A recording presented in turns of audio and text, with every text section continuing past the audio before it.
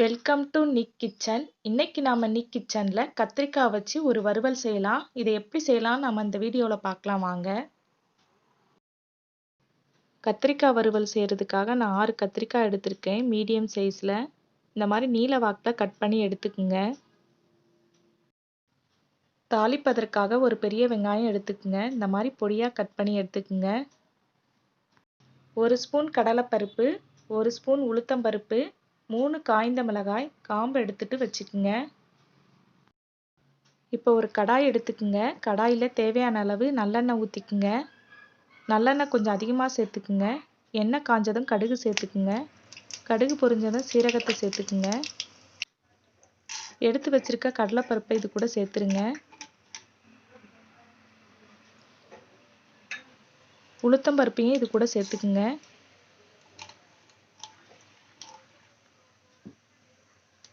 இப்போ காஞ்ச மிளகாவையும் சேர்த்துக்குங்க.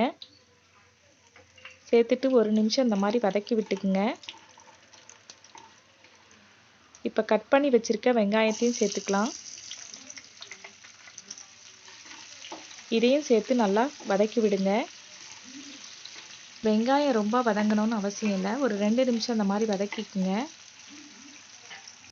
கட் பண்ணி வச்சிருக்க கத்திரிக்காவை இப்போ சேர்த்துக்கலாம். இதையும் சேர்த்துட்டு நல்லா வதக்கி விட்டுக்குங்க. நல்லா மிக்ஸ் பண்ணி விட்டுட்டு 1 ஸ்பூன் மஞ்சள் தூள் சேர்த்துக்குங்க. இது கூட 3 ஸ்பூன் சாம்பார் தூளையும் சேர்த்துக்குங்க. இதுக்கு சாம்பார் தூள் தான் நல்ல டேஸ்ட்டை கொடுக்கும். தேவையான அளவு உப்பு சேர்த்துக்குங்க. பெருங்காயத்தூள் கொஞ்சமாக சேர்த்துக்குங்க. இதை நல்லா மிக்ஸ் பண்ணி விட்டுக்குங்க. நம்ம சேர்த்துருக்க மசாலா நல்லா மிக்ஸ் ஆகிற மாதிரி கலந்து விட்டுக்குங்க. இதுக்கு தண்ணி எதுவும் நம்ம சேர்க்க வேண்டாம். மூடி வச்சு தான் வேக வைக்க போகிறோம். இந்த மாதிரி நல்லா கலந்து விட்டுட்டு மூடி வச்சிடலாம். ரொம்ப ட்ரையாக இருந்தால் இந்த மாதிரி நல்லெண்ணெய் சேர்த்துக்குங்க. கொஞ்சமாக நல்லெண்ணெய் சேர்த்துட்டு இந்த மாதிரி நல்லா மிக்ஸ் பண்ணி விட்டுக்குங்க. கருவேப்பிலை கொஞ்சமாக சேர்த்துக்குங்க. இதே நல்லா கலந்து விட்டுக்கலாம். மூடி வச்சிடலாம் ஒரு 2 நிமிஷம். 2 நிமிஷம் ஆயிடுச்சு. இப்போ ஓப்பன் பண்ணிடலாம். நல்லா வெந்துடுச்சு பாருங்க.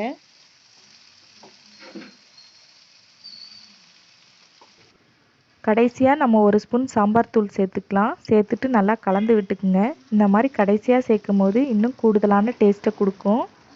நல்லா மிக்ஸ் பண்ணி விட்டுக்குங்க. இந்த மாதிரி இதை நம்ம 1 நிமிஷம் இந்த மாதிரி வதக்கி எடுத்துக்கலாம். மூடிலாம் போட வேண்டாம். கத்திரிக்காய் நல்லா வதங்கிடுச்சு பாருங்க. இதை ஒரு பிளேட்டுக்கு நம்ம ட்ரான்ஸ்ஃபர் பண்ணிடலாம். பாருங்க எவ்வளோ சூப்பராக இருக்குன்னு.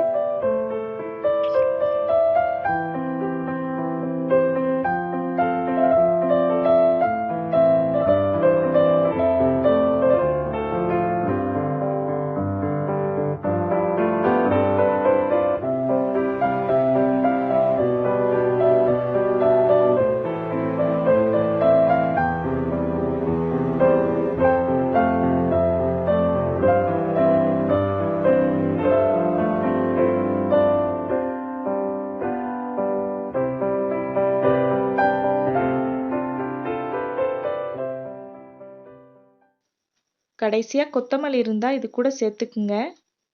பாருங்க சூப்பரான கத்திரிக்காய் வறுவல் இப்போ ரெடி ஆயிடுச்சு. இது சாம்பார் ரச சாதத்துக்கு ரொம்பவே நல்லா இருக்கும். நீங்களும் உங்கள் வீட்டில் செஞ்சு பாருங்க.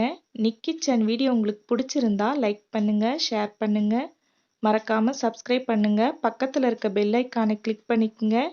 எப்படி இருக்குன்னு எனக்கு கமெண்ட் பாக்ஸில் சொல்லுங்கள். தேங்க்யூ.